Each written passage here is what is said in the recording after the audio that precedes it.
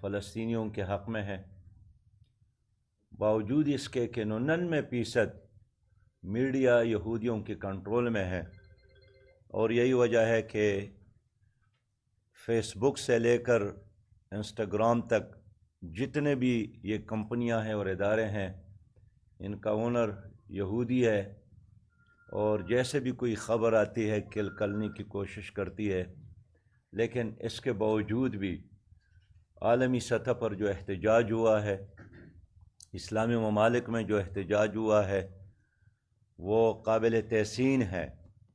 خود پاکستان میں ہمارے پاکستانی بھائیوں نے ہماری اپیل پر، درخواست پر، کراچی میں، لاہور میں، اسلام آباد میں، پشاور میں جن بڑے مظاہروں کا اہتمام کیا ہے، اس کو عالمی میڈیا نے کوریج بھی دی ہے، اور خود حماس اور فلسطینی بھائیوں نے ان کا شکریہ ادا کیا ہے۔ اور سچی بات یہ ہے کہ ان کی توقع بھی پاکستان سے ہی ہے، لیکن پاکستان عالم اسلام کا ایک ذمہ دار ملک ہے، ایک ایٹمی پاور ہے، ایک بہت بڑی اور طاقتور فوج پاکستان رکھتا ہے، اور آبادی کے لحاظ سے، رقبے کے لحاظ سے، طاقت کے لحاظ سے عالم اسلام کا ایک نمایاں ملک ہے۔ تو جس طرح توقع پاکستان سے لوگ رکھتے تھے، افسوس یہ ہے کہ ہمارے حکمرانوں نے وہ کردار ادا نہیں کیا۔ 7 اکتوبر کے بعد ہمارے نگران وزیر اعظم کا جو پہلا بیان آیا تھا اور ایک ٹویٹ دیا تھا، وہ بھی فلسطین اور حماس کے لوگوں کے موقف کے مطابق نہیں تھا، اور ایک 2 ریاستی تجویز کے بارے میں اس نے بات کی، جبکہ خود فلسطینی عوام کہتے ہیں کہ یہ تو دھرتی ہماری ماں ہے، اور ماں کو تقسیم کرنا یہ کسی بھی صورت میں ناقابل قبول ہے۔ ہمیں افسوس ہے کہ اس پورے ماحول میں امریکہ نے انصاف اور مظلوم کا ساتھ دینے کے بجائے مسلسل اسرائیل کو تبکی دی ہے۔ بائیڈن نے وہاں کا دورہ کیا، وزیر خارجہ نے وہاں کا دورہ کیا، اور وہاں جا کر اعلان کیا کہ اسرائیل جو کچھ بھی کر رہا ہے ٹھیک کر رہا ہے، اور ہم یہودی ہونے کے ناطے ان کے ساتھ کھڑے ہیں۔ بحری بیڑا کو بھی بھیجا ہے، سلامتی کونسل میں جنگ بندی کی قرارداد کو بھی ویٹو کیا ہے، اسلحہ بھی دے رہا ہے، اور عالمی سطح پر امریکہ کلم کلا اسرائیل کو سپورٹ کر رہا ہے۔ لیکن اس کے مقابلے میں 58 اسلامی ممالک، 74 لاکھ فوج، 3.25 کروڑ مربع میل پر محیط عالم اسلام، 9 سمندروں پر واقع عالم اسلام، یہ خاموش تماشائی کا کردار ادا کر رہا ہے۔ تو جماعت اسلامی کا موقف یہی ہے کہ یہ عربوں کی لڑائی نہیں ہے، نہ فلسطینی قوم کی لڑائی ہے، یہ اسلام اور یہودیت اور اسرائیلیوں کی لڑائی ہے، جنہوں نے فلسطینی زمین پر قبضہ کیا ہے، کاروبار پر قبضہ کیا ہے، اور ان کو اپنے ملک سے بے دخل کیا ہے۔ اس وقت 75 لاکھ سے زیادہ فلسطینی یہ اپنے ملک سے باہر ہے، اور مصر میں ہے، لبنان میں ہے، اور اردن میں ہے،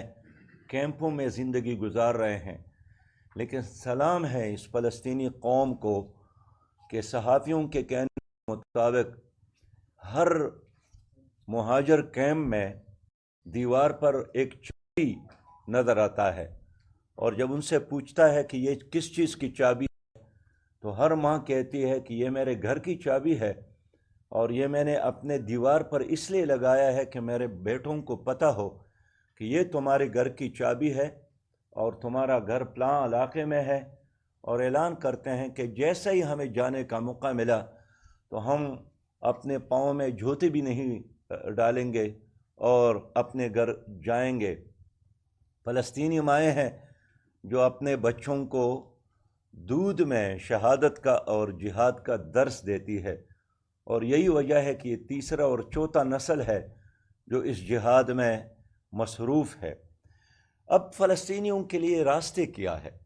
فلسطینیوں کے لیے 3 راستے ہیں کہ یا تو وہ مستقل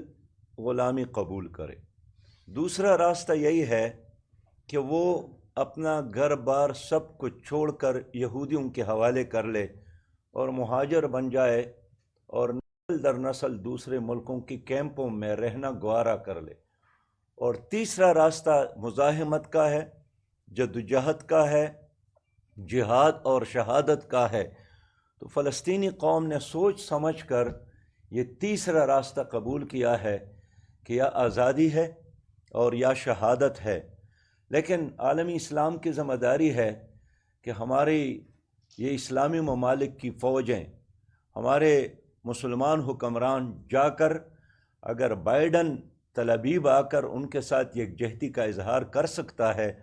تو آخر ہمارے مسلمان حکمران وہاں جا کر اس مظلوم قوم کے ساتھ کھڑے کیوں نہیں ہو سکتے ہیں؟ میں دیکھتا ہوں کہ اگر غزہ میں فلسطینیوں کو کامیابی ہوتی ہے تو یہ امت کی کامیابی ہے اور یہ عالمی اسلام کی کامیابی ہے، لیکن خدا نخواستہ غزہ پر اسرائیلیوں نے قبضہ کیا تو اس کا مطلب یہ نہیں ہے کہ صرف غزہ پر اس کا قبضہ ہوگا، پھر نہ وہ مصر کو معاف کریں گے، نہ اردن اور لبنان کو چھوڑیں گے، نہ سعودی عرب کو چھوڑیں گے، نہ ترکی کو معاف کریں گے، نہ ایران اور پاکستان کو معاف کریں گے، اس لیے کہ وہاں ان کے پارلیمنٹ کے دروازے پر جو گریٹر اسرائیل کا نقشہ ہے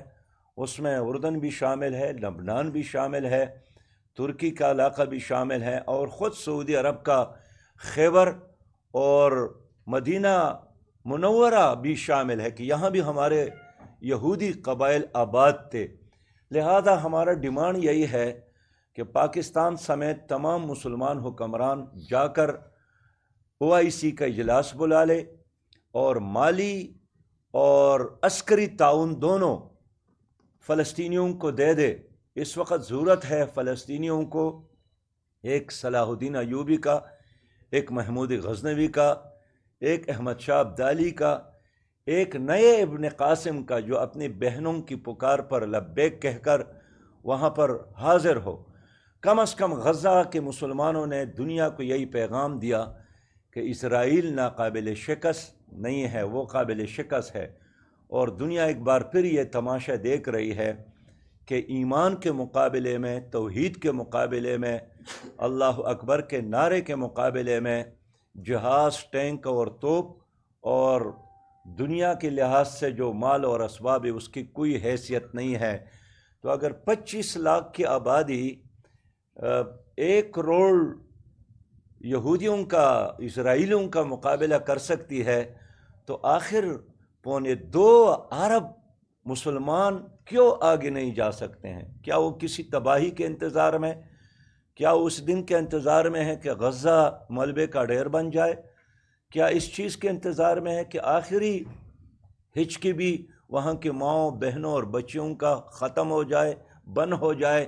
میں سمجھتا ہوں کہ اگر عالمی اسلام کی حکمرانوں نے جا کر فلسطینیوں کا ساتھ نہیں دیا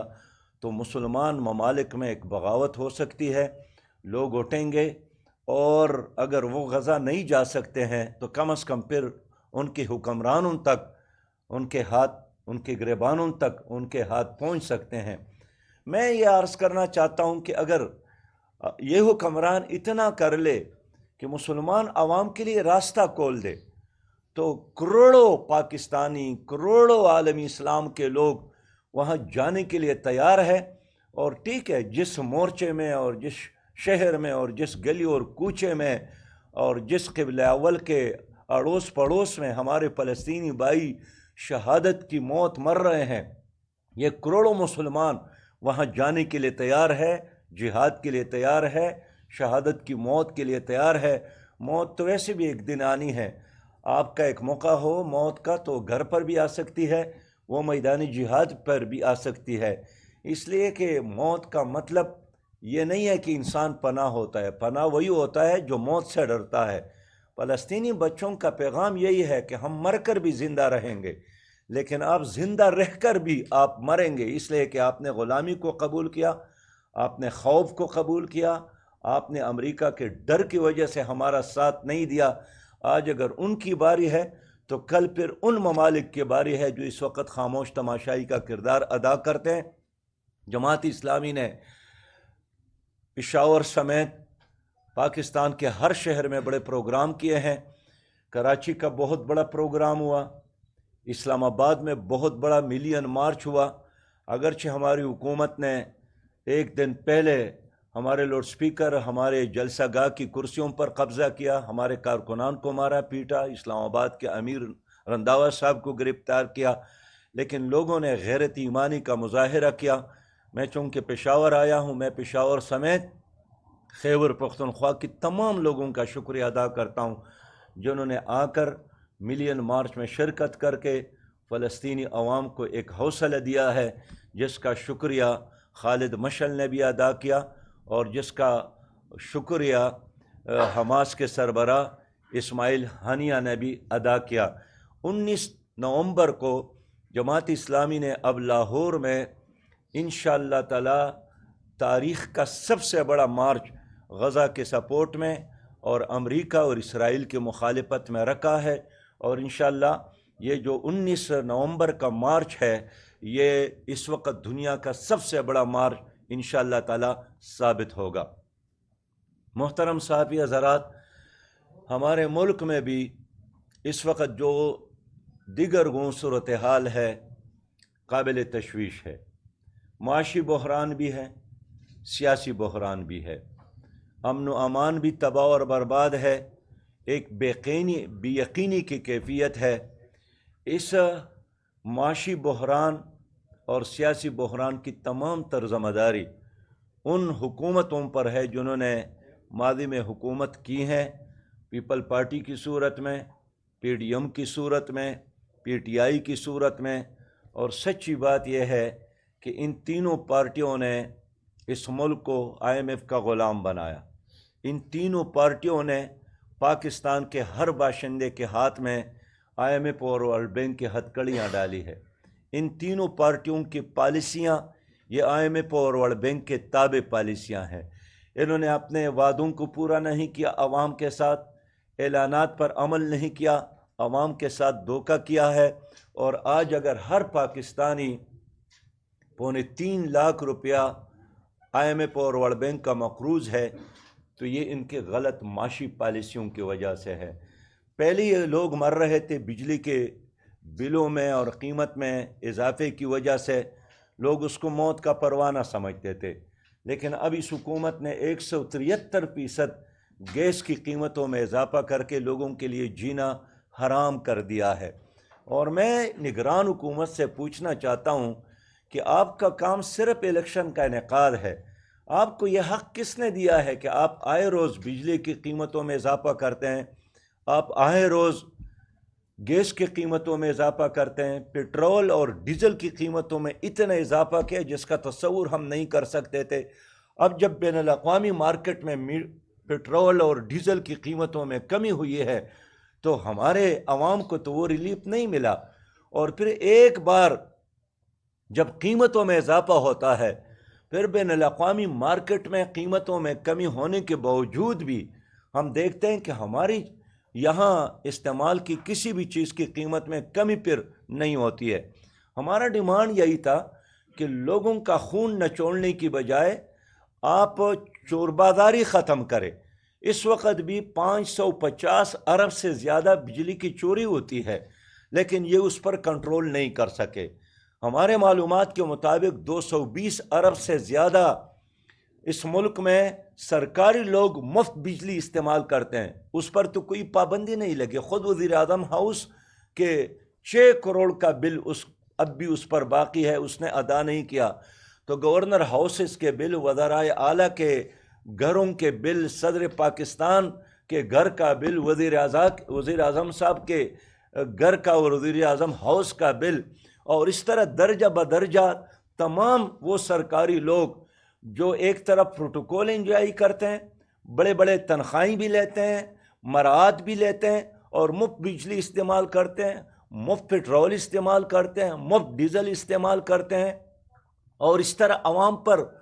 ایک ایک وزیر اور ایک ایک حکمران جو یہاں پر موجود ہے وہ ہمالیہ کی طرح ہمارے کندھوں پر موجود ہے۔ ہم یہی چاہتے تھے کہ عوام پر بوجھ ڈالنے کی بجائے اس مفت خوروں کا علاج کر لے، اس دروازے کو بند کر لے، لیکن حکومت اس پر کوئی عمل نہیں کر سکی۔ اس طرح بجلی کی چوری ہے، لائن لاسز ہے، اور وہ 500 ارب سے زیادہ ہے، تو لائن لاسز کا بوجھ بھی یہ عوام پر ڈالتے ہیں۔ بھئی لائن آپ کے خراب ہے، ٹرانسفارمر آپ کے خراب ہے، میٹرز آپ کے خراب ہے، اور اس کا بوجھ بھی آپ عوام پر ڈالتے ہیں۔ اس کے ساتھ ظلم یہی ہے کہ 1994 میں پیپلز پارٹی کے دور میں آئی پی پیز کے جو معاہدے ہو گئے ہیں، اتنا ظالمانہ معاہدہ دنیا میں کسی نے نہیں کیا ہے کہ آپ جتنے بجلی پیدا کرنے کی کیپیسٹی ہے آپ کی، آپ پیدا کرے یا نہ کرے، لیکن جو آپ کی کیپیسٹی ہے اس کی قیمت میں ادا کروں گا، میری قوم استعمال کرے یا نہ کرے، میرا ملک استعمال کرے یا نہ کرے۔ لیکن اگر آپ 1 کروڑ یونٹ بجلی پیدا کرنے کی صلاحیت رکھتے ہیں، کیپیسٹی رکھتے ہیں، تو میں باؤنڈ ہوں کہ 1 کروڑ یونٹ بجلی کی قیمت میں آپ کو ادا کروں گا۔ ہمارا یہ مطالبہ ہے کہ اس کو ریورس کر لے، ان معاہدوں پر نظر ثانی کر لے۔ یہ عوام کا استحصال ہے، یہ بنیادی انسانی حقوق کی خلاف ورزی ہے۔ ایک پاکستانی 5 چوروں کا بل ادا کرتا ہے، یعنی چوری کوئی اور کرتا ہے اور بل آپ ادا کرتے ہیں۔ اور پھر یہ بجلی کا جو عملہ ہے، وابڈا کا جو عملہ ہے، یہ کسی میں نے ایم پی اے کے گھر جا بھی نہیں سکتے ہیں، یہ عموماً غریب کو گلے سے پکڑ کر، یہ کسی وزیر کا بل نہیں لے سکتا ہے، یہ کسی بڑے آفیسر کے پاس جا بھی نہیں سکتے ہیں۔ میں سمجھتا ہوں کہ چاروں طرف سے اس وقت ایک ظالمانہ نظام ہے، اندھیر نگری اور چوپٹ راج ہے، اور اس وقت تک قائم ہے۔ جماعت اسلامی مہنگائی کے خلاف مہم چلا رہی تھی، اور آج بھی ہم کہتے ہیں کہ ہم گیس کی قیمتوں میں اس اضافے کو مسترد کرتے ہیں، ہم اس کو نہیں مانتے ہیں۔ بجلی کی قیمتوں میں اضافے کے خلاف بھی ہم سپریم کورٹ میں گئے ہیں، ہمارے وکلاء ہے وہ باقاعدہ سپریم کورٹ میں عوام کا یہ کیس لڑ رہے ہیں، اور ہمارا مطالبہ یہی ہے کہ یہ جو 15 اقسام کے ٹیکسز ہے آپ کے بل میں جو عام آدمی ادا کرتا ہے، اس کو ختم کیا جائے۔ ہمارا ڈیمانڈ اور موقف یہی ہے کہ میں نے جتنی بجلی استعمال کی ہے اتنا ہی مجھ سے پیسہ لیا جائے۔ اس کے علاوہ جو باقی 15 اقسام کے ٹیکسز آپ مجھ پر ڈالتے ہیں اور بجلی کی اس بل میں مجھ سے لے لیتے ہیں، یہ میرے جیب پر، آپ کی جیب پر، عوام کی جیب پر ڈاکے ہیں۔ ہم اس ڈاکے ڈالنے کے خلاف سپریم کورٹ بھی گئے ہیں، لیکن حقیقت یہ ہے کہ سپریم کورٹ ہو، نیب کا ادارہ ہو، یا اس طرح باقی بھی احتساب کے تمام ادارے ظالموں کا احتساب یہ نہیں کر سکتے ہیں۔ ماضی میں ہم یہی دیکھتے ہیں کہ ان اداروں نے چوروں کا احتساب نہیں کیا، مافیاز کا احتساب نہیں کیا، لوٹنے والوں کا احتساب نہیں کیا۔ Just to kill the time, وقت گزارنے والی بات ہے، بیانات تو دیتے رہتے ہیں، لیکن صحیح بات یہ ہے کہ ان اداروں نے عام آدمی کو تو گلے سے پکڑا ہے، لیکن ان لوگوں کا احتساب یہ نہیں کر سکے جو با اثر لوگ ہیں، جو اپنے آپ کو وی آئی پی سمجھتے ہیں۔ جماعت اسلامی اس لیے اس مہنگائی کے خلاف مہم چلا رہی ہے، عوام کی ترجمانی کر رہی ہے، لیکن غزہ کی سچویشن کی وجہ سے ہم نے بڑے بڑے مارچ کرنے کا اس لیے فیصلہ کیا کہ یہ وقت کا تقاضا تھا، ایمان کا تقاضا تھا، قبل اول کا پکار تھا، فلسطینی ماؤں، بچوں اور بچوں کی پکار پر ہم نے لبیک کہا۔ میں سمجھتا ہوں کہ ان حالات سے نکلنے کا ایک ہی راستہ ہے کہ ملک میں ایک شفاف الیکشن یقینی ہو جائے، اور الیکشن کمیشن اپنی ذمہ داری پوری کر لے، اس لیے کہ اب تک الیکشن کمیشن نے ڈیٹ نہیں دیا ہے، ایک کنفیوژن ہے، شکوک اور شبہات ہے۔ میں سمجھتا ہوں کہ اگر ادارے احتساب نہیں کر سکتے ہیں تو پھر ان ظالموں کے احتساب کا ایک ہی ادارہ ہے، اور وہ ہماری قوم ہے، کہ ووٹ کے ذریعے ان کا احتساب بھی ہو اور ووٹ کے ذریعے ان کے ساتھ حساب کتاب بھی ہو۔ میں اپنی قوم سے بھی اپیل کرتا ہوں کہ ایک کلین اور گرین اور کرپشن فری پاکستان کے لیے جماعت اسلامی کا ساتھ دے، اور انشاءاللہ آنے والا دور بھی جماعت اسلامی کا ہے، اس لیے کہ ہم میدان میں کھڑے ہیں، ہم عوام کا کیس لڑ رہے ہیں، ایک پاک دامن کے ساتھ، ایک شاندار ہسٹری کے ساتھ۔ میں اس مجلس میں آپ کی اور پوری قوم کی طرف سے پاکستان کے ایک نامور تنظیم ویلفیئر ادارہ الخدمت فاؤنڈیشن کو بھی خراج تحسین پیش کروں گا، جنہوں نے فلسطین کے اس سانحے اور واقعے کے بعد اپنے کارکنان کو وہاں پر بھیجا ہے، استنبول میں ہیں اور مصر میں ہیں اور باقی قریب کے ممالک میں ہیں، اور کل نہیں پرسوں تک ان کے رپورٹ کے مطابق 1,25,000 روپیہ انہوں نے یہاں جمع کر کے اپنے ان بھائیوں کو پہنچانے کا اہتمام کیا ہے۔ میں سمجھتا ہوں کہ ہم سب مل کر، اس لیے کہ قوم نے ساتھ دیا ہے،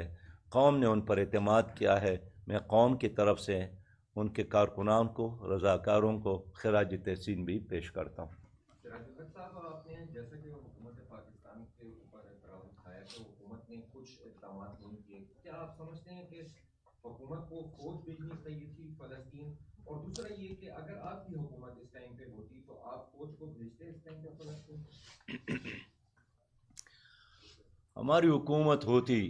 میں آپ کو یقین دلاتا ہوں کہ نہ کشمیر پر انڈیا قبضہ کرتا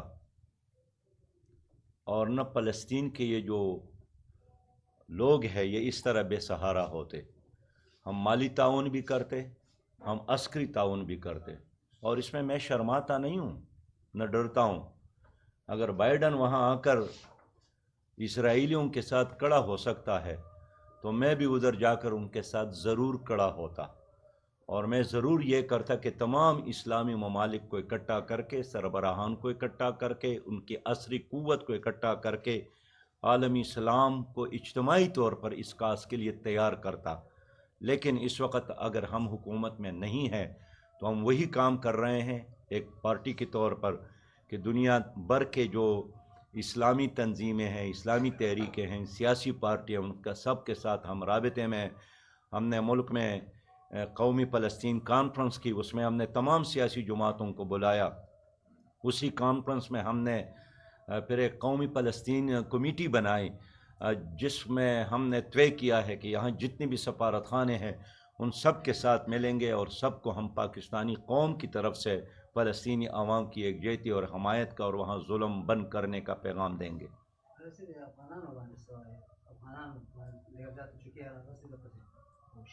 جو غیر قانونی مقیم افغان ہیں جن کے پاس کوئی رجسٹریشن، ویزا یا پی آر کارڈ نہیں ہے، ان کو نکالا جا رہا ہے، بلکہ رضاکارانہ طور پر بھی 1 لاکھ سے زیادہ افراد چلے گئے۔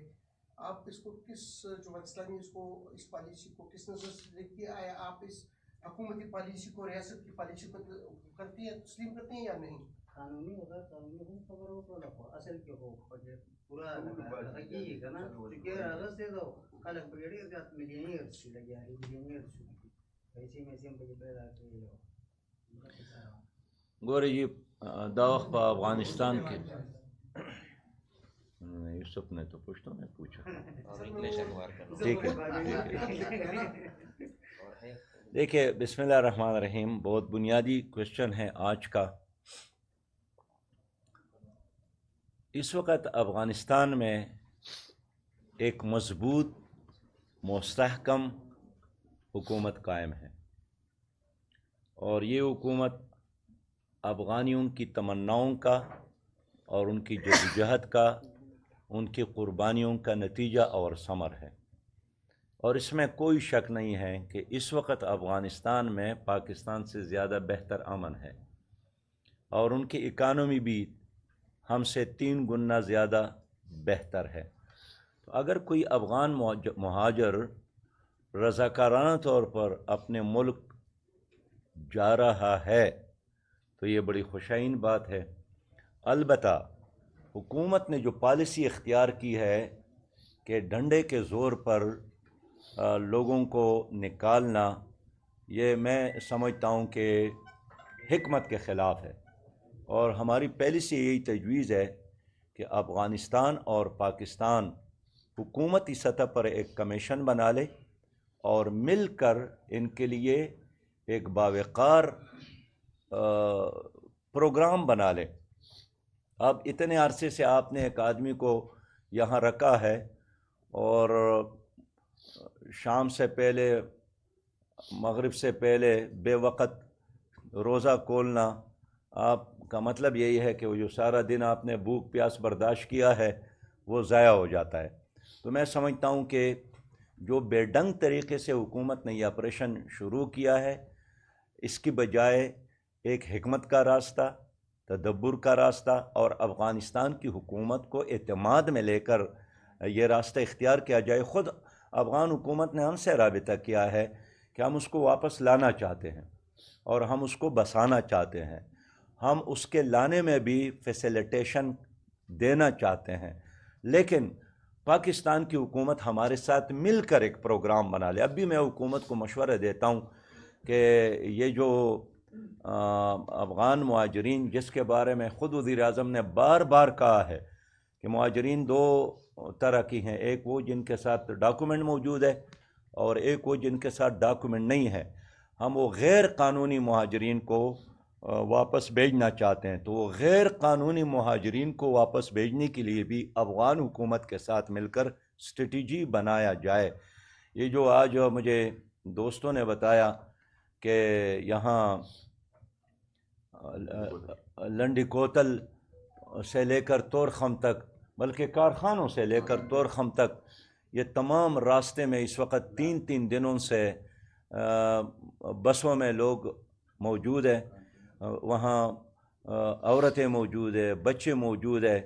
اور ویریفیکیشن کے نام سے بائیو میٹرک سسٹم کے خاطر مجھے تو یہاں یہ بھی اطلاع ملی ہے کہ 3 دنوں سے ایک فیملی بس میں بیٹھی ہے اور اس کو باہر بھی جانے نہیں دیتے ہیں. لہٰذا وہ جو بین الاقوامی اصول ہے اس کا احترام کیا جائے، انسانی حقوق اور بشری حقوق کا بھی احترام کیا جائے، اور انسان ہونے کے ناطے ان لوگوں کی ضروریات کو بھی پورا کیا جائے. اگر آپ نے ایک آدمی کو بھیجنا بھی ہے تو ماضی میں بھی ہوا ہے، اس کو تحفے دیے جاتے تھے اور جانے کا کرایہ دیا جاتا تھا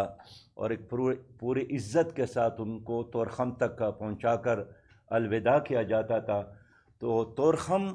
کا بارڈر جب وہ کراس کرتے تھے تو شکریہ بھی ادا کرتے تھے. لیکن اس بار حکومت نے جو بے ڈنگ طریقے سے آپریشن شروع کیا ہے، میں سمجھتا ہوں کہ یہ ہمارے پاکستان کے مفاد میں نہیں ہے. ہم یہی چاہتے ہیں کہ بے شک غیر قانونی جتنے بھی لوگ یہاں ٹھہرے، آپ دیکھیں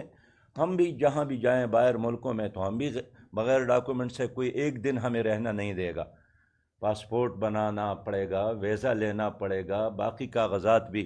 تو یہ ایک بین الاقوامی اصول ہے، اس کو اختیار کرنا چاہیے. آپ بھی اگر افغانستان جانا چاہے تو ویزا اور پاسپورٹ اور سارے ڈاکومنٹس آپ کو بنانے پڑیں گے. لیکن ایک واقعہ ایسا ہے کہ اگر یہاں لاکھوں لوگ کئی سالوں سے یہاں پر موجود ہے تو اچانک جذبے میں آ کر ڈنڈا اٹھا کر اس کو بے ڈنگ طریقے سے نکالنا، میں سمجھتا ہوں یہ پاکستان کے مفاد میں کم از کم ہم نہیں سمجھتے. میں پھر دہراؤں گا کہ افغانستان اور پاکستان کا ایک مشترکہ کمیشن بنایا جائے اور باہم مل کر حکمت تدبر کے ساتھ، سلیقے کے ساتھ اس کام کو پورا کیا جائے. شکریہ، بہت شکریہ. ساتھیوں کے لیے کھانے کا بندوبست کیا گیا ہے 7 والے حال میں.